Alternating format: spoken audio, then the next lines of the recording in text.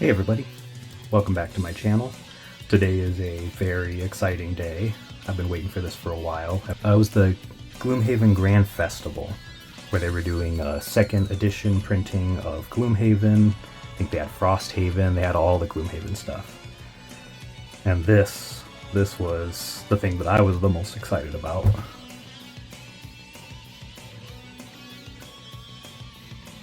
So for those of you unfamiliar with Gloomhaven, this is Jaws of the Lion, which was a more approachable version of Gloomhaven.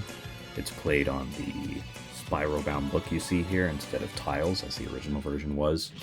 And they have all the story and special stuff that you need to pay attention to, just labeled on the book itself, which makes it a lot easier to follow. So Gloomhaven, in essence, is a skirmish combat miniatures game. So usually the objective lies along defeating all the enemies on the board, and in order to do that you're going to be playing cards from your hand in order to attack, move, inflict statuses, do all kinds of combat stuff.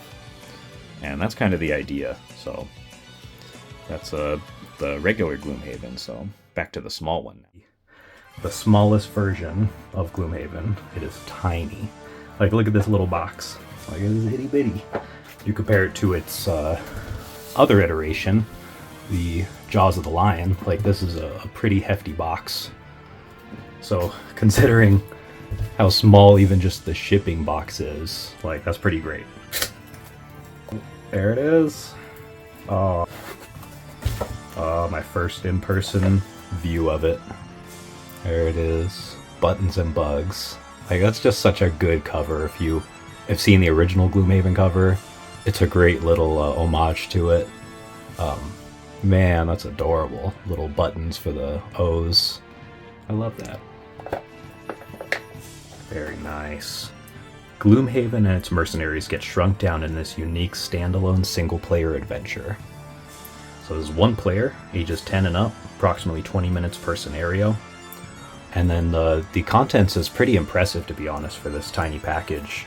You actually get 6 unique characters to play with, and then they have their own decks, their own upgrade cards, a little scenario deck, which is basically double-sided scenario cards. So it gives you the information on one side, flip it over, and you have the map on the other.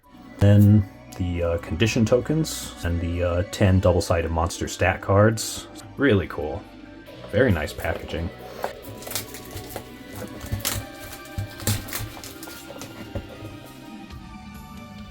The Learn to Play guide. It's going to have all your basic information in it, setting up your character, setting up the map, just all the basic stuff, how combat works, how the turns work, end of round stuff. There's a pretty good amount to this game, to be honest, so hopefully I can show off some of the gameplay soon. Our tokens. So these are used to track enemies on the map. And then you also have tokens for the different initiative cards for the monsters and the characters. Here they are.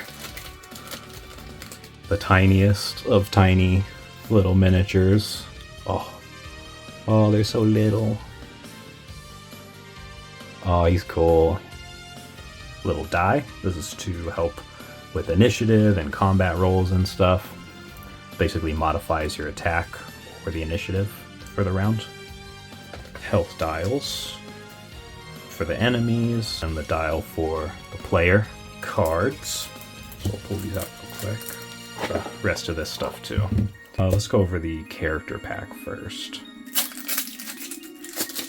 So I have heard that the cards are kind of the weakest part, components wise.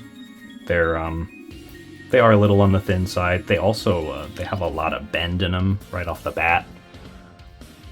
I imagine that could be a problem. Okay, so we have the characters. Okay, so we have the Cragheart.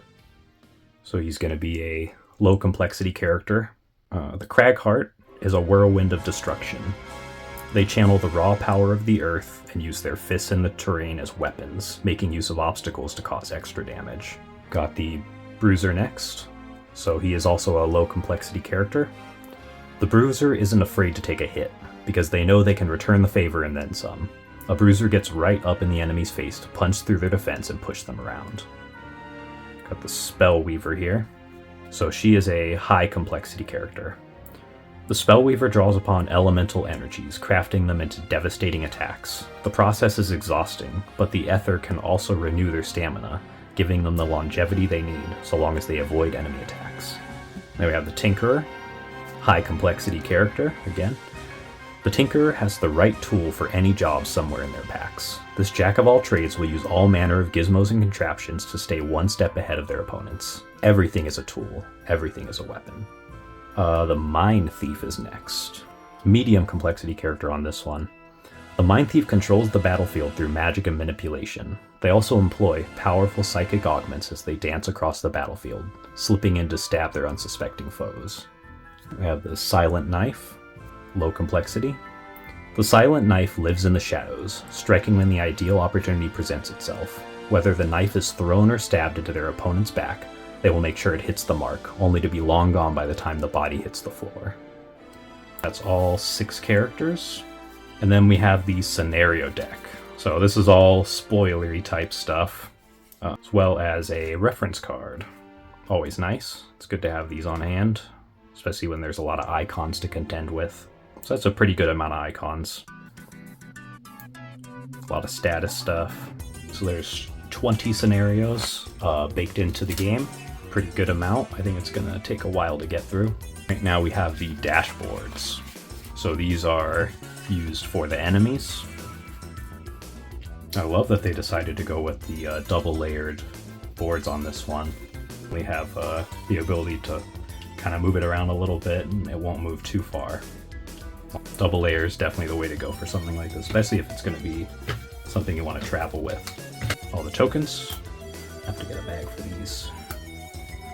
They're alright quality.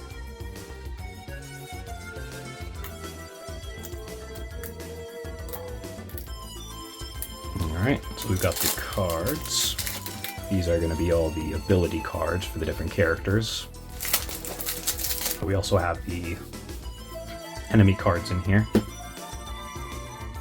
Let's cycle through these real quick.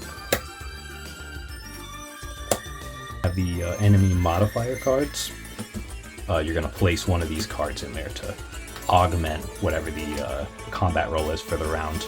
So the standard is just printed on here, so you could just play with this one, or you could augment that difficulty. Then you also get cards for every character for the levels 2, 3, all the way up to 5. So every character has up to level 5. Alright, and that is everything you get in this pretty surprisingly deep box. Thank you for watching. Hope you enjoyed the unboxing, and come back later for some playthroughs. Alright, thank you for watching. Take care.